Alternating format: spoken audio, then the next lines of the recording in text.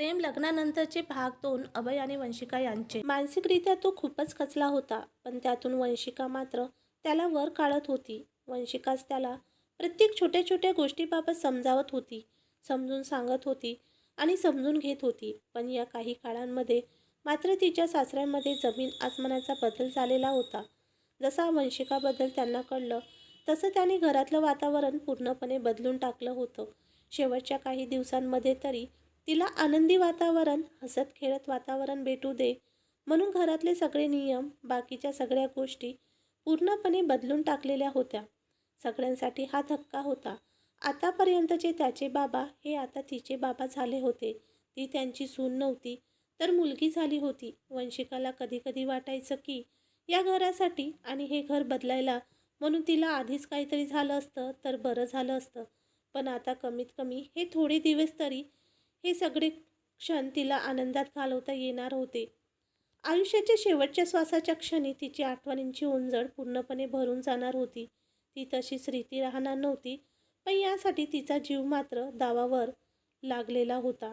पण तिने मात्र स्वतःला समजावलं, कधी ना कधीतरी जायचं आहे. वाईटातून काहीतरी चांगलं घडतं हे तिच्या घरातल्यांना माहितीच होतं, पण त्यासाठी असं काहीतरी व्हावं हे मात्र त्यांना मान्य नव्हतं. पण शेवटी नशीब आणि नियती यांचा खेळ आणि फेरा कधी कुणाला चुकला आहे का? वंशिकाने घरातल्या सगळ्यांची मनाची तयारी करून घेतलीच होती. शिवाय तिने तिच्या मुलाची म्हणजे वेदांची देखील तयारी केली होती की परत तुला तुझी आई दिसणार नाही. पण मुलगा खूप समजदार होता. अभयचे सगळे गुण त्याच्यामध्ये आलेले होते, सोबत वंशिकाचे सुद्धा. पण तो अगदी दोघांसारखा मनमिळाऊ, सालस, गोड आणि समजूतदार होता. खरं तर वंशिका आणि अभयला कधी कधी स्वतःच्याच नशिबाचा हेवा वाटायचा की त्यांनी नेमकं कुठलं पुण्य केलं होतं की त्यामुळे त्यांना इतका छान मुलगा मिळाला होता. पण अभय मात्र खूपच हळवा होऊन जायचा, कारण इथून पुढच्या क्षणांमध्ये वंशिका कुठल्याच गोष्टीत त्याची भागीदार असणार नव्हती. अभयचं आणि वंशिकाचं नातं पती पत्नीचं होतंच. एकमेकांच्या कर्तृत्वात दोघेही वाटेकरी होते, पण तितकंसं प्रेम मात्र असं काही अलीकडे राहिलेलं नव्हतं. पण एकमेकांना सांभाळून घेऊन त्यांनी आतापर्यंत संसार केलेला होता. त्यांच्या लग्नाला 10 वर्षाच्या वरती झाली होती, पण तरीसुद्धा दोघे एकमेकांना समजून घेऊन एकमेकांसोबत राहत होते. प्रेम म्हणजे एकमेकांची काळजी करणं, बाकीच्या गोष्टी होत्या, पण असं नॉर्मल रिलेशन असं त्यांच्यात काही राहिलं नव्हतं. याला कारण म्हणजे आधीचं घरातलं वातावरण आणि त्याप्रमाणे बदलत गेलेलं दोघांचे स्वभाव. पण अभय बऱ्याच वेळा खूपच हळवा व्हायचा आणि तिला म्हणून जायचा की सप्तपदीची 7 वचन एकत्र राहण्यासाठी घेतली आणि आयुष्याच्या अर्ध्यावरती सोडून का निघालीस. पण ती मात्र त्याला अगदी प्रॅक्टिकलपणे आणि समजूतदारपणे उत्तर द्यायची, हे आयुष्य आहे, असंच चालायचं. कोणासाठी कोणाचं आयुष्य जगायचं थांबत नसतं. आपापल्या परीने पुढे जावंच लागतं.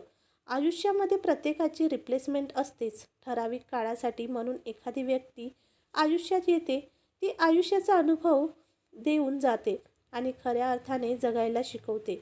यावरती अभय फक्त हसून तिला मिठी घ्यायचा, पण ते हसू किती वरवरचं आणि खिन्नपणातलं आहे हे तिला सुद्धा माहिती होतं.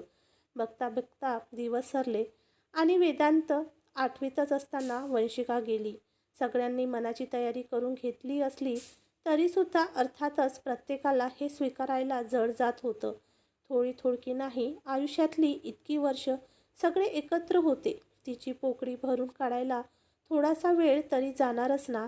एकत्र कुटुंब असू दे किंवा मग विभक्त कुटुंब असू दे, पण तिथे एखादा माणूस आलेला खपून जातो, पण गेलेला अजिबातच खपत नाही.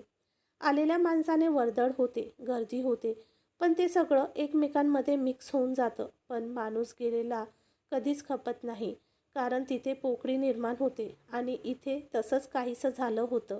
घरातल्या प्रत्येकालाच हे सत्य स्वीकारायला बराच वेळ गेला, पण वेदांत मात्र इतका समजूतदार होता की आपल्या आजी आजोबांची आणि वडिलांची तो खूपच काळजी घेत होता. घरातल्यांना तर त्याचं अप्रूवच वाटायचं, इतका लहान असून तो इतका समजूतदारपणे वागतोय म्हणून.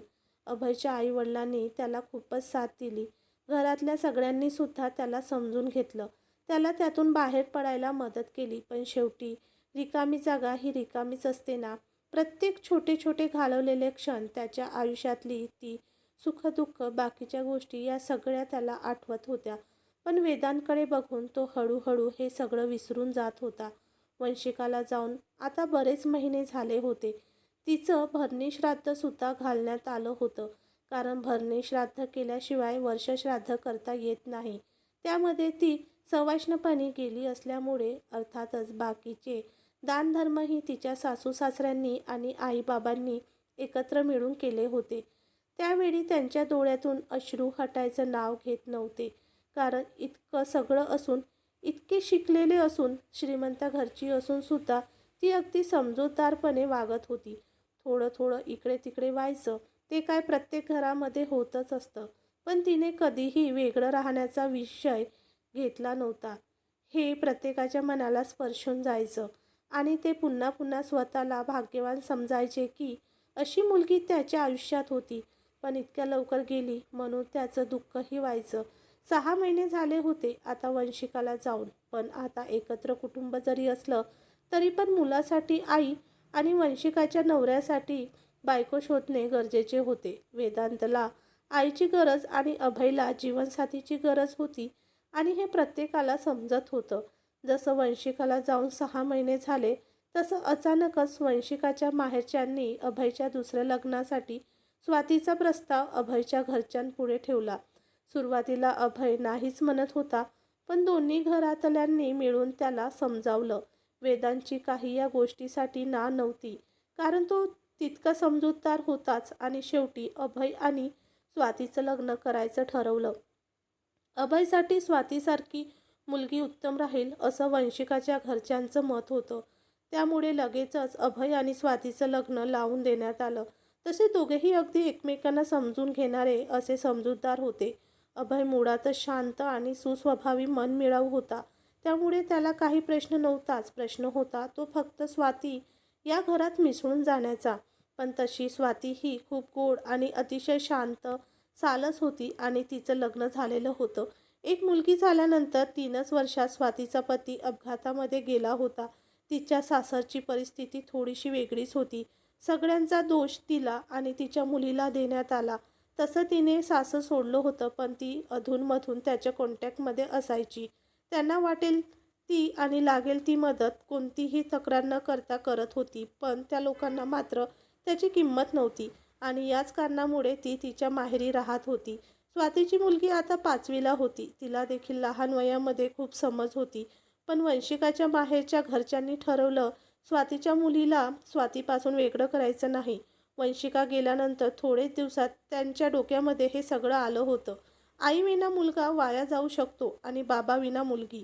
दोघांना जरी समज असली तरी सुद्धा हा समाज मात्र त्यांना व्यवस्थित जगू देत नाही. आणि अर्थातच जर का 2 स्त्रिया म्हणजे आई आणि मुलगी किंवा अगदी सासू किंवा आणि सून किंवा असं कोणत्याही स्त्रिया जर का एकत्र असतील, त्याही पुरुष नसताना, त्यावेळेला मात्र हा समाज त्यांचं जगणं नकोसं करून टाकतो.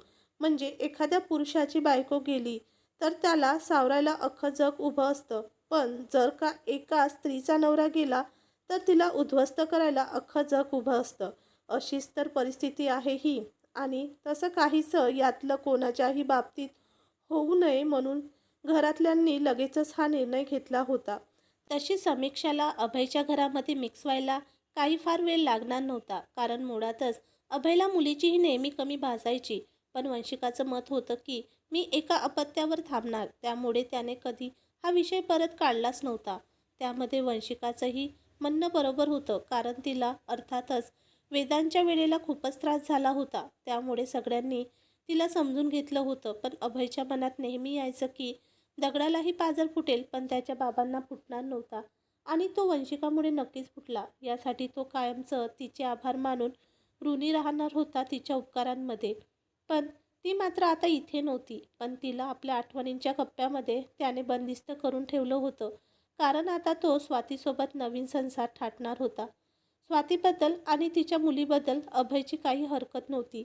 घरच्यांनी अभयचं आणि स्वातीचं लग्न करून दिलं आणि वंशिकाच्या घरच्यांनी स्वातीलाही आपली मुलगी मानलं, कारण मुळातच स्वातीबद्दल असं झाल्यानंतर त्यांनी तिच्यासाठी दुसरं स्थळ शोधण्याचा खूपच प्रयत्न केला होता. पण मनासारखं कोणीच भेटत नव्हतं. आणि त्यातच वंशिकाचं असं झालं. वंशिका गेलेली त्यांना कमी होतीच, पण स्वातीचा स्वभाव खूप गोड होता आणि स्वाती त्यांच्या पाहण्यातली होती. त्यामुळे स्वातीबद्दल त्यांना सगळं काही माहीत होतं. मुळात स्वाती मुलीसारखी नाही तर मुलगी म्हणूनच वावरत होती. त्यामुळे काही प्रश्नच नव्हता. पहिले काही दिवस स्वाती आणि अभयला एकमेकांच्या आयुष्यामध्ये रुळायला थोडंसं अवघड गेलं. कारण इतक्या वर्षांची सवय किंवा ती कमी थोडेसे इकडे तिकडे होत असतात. तसंच काहीसं त्यांच्या बाबतीतही झालं होतं. पण खऱ्या भावनेचे रूपांतर हे प्रेमात कधी ना कधी होतंच ना. हळूहळू अभयचं आणि स्वातीचं मित्रमैत्रिणींचं नातं तयार झालं. दोघेही मित्र मैत्रीण म्हणून राहू लागले. कारण अर्थातच त्यांच्यासाठी प्रायोरिटीला त्यांची मुलं होती. त्यामुळे काही प्रश्नच नव्हता. वंशिकाला जे अवघड गेलं ते स्वातीला गेलं नाही. कारण मुळात आता सगळंच अगदी अलबेल आणि अगदी नॉर्मल होतं. घरातले सगळे मिळून मिसळून आणि एकमेकांच्या मतांचा आदर करून एकमेकांना प्रायोरिटी देऊन वागत होते. जे वंशिकाला फेस करायला लागलं होतं ते स्वातीला लागलं नाही. पण दोघींमध्ये कधीही कोणीच तुलना केली नाही आणि हे स्वातीला सुद्धा जाणवायचं. तिने सुद्धा तिच्या पहिल्या नवऱ्यामध्ये किंवा अभयमध्ये कधीच तुलना केली नव्हती. कोणीही म्हटलं की हे दुसरं लग्न आहे तरीसुद्धा घरातले कायम त्या दोघांच्या बाजूने उभे राहायचे आणि मुळात त्यांची मुलंही त्यांच्या बाजूने असायची. तसं सुरुवातीला दोघांमध्ये अवघडलेलं पण होतं. पण ते अवघडले पण नंतर दूर झालं. दोघांनी एकमेकांसोबत मैत्री केली. मग दोघांचं असं झालं की तुझं माझं जमेना आणि तुझ्या वाचून करमेना. दोघांचं एकमेकांशिवाय पानसुद्धा हलत नव्हतं. मैत्रीचं नातं हळूहळू प्रेमामध्ये बदलू लागलं. म्हणतात ना, आयुष्याच्या कोणत्या वळणावर कधी कोणाला कोणावर प्रेम होईल हे सांगता येत नाही. असंच स्वातीनी अभयचं झालं होतं. अभय आणि स्वातीचे प्रेम कसे फुलत गेले ते आपण बघू प्रेम लग्नानंतरचे भाग 3 मध्ये. मित्रांनो, तुम्हाला कथा कशी वाटली ते कॉमेंट्सद्वारे नक्की सांगा. व चॅनलवर नवीन आले असाल तर आपल्या K3 मराठी कथा या चॅनलला सबस्क्राईब करायला विसरू नका. कथा आपणास आवडल्यास आपल्या प्रतिक्रिया संदेश कमेंट्स लाईक शेअर स्वरूपात कळवाव्यात. धन्यवाद. सबस्क्राईब माय चॅनल K3 मराठी कथा. थँक्यू.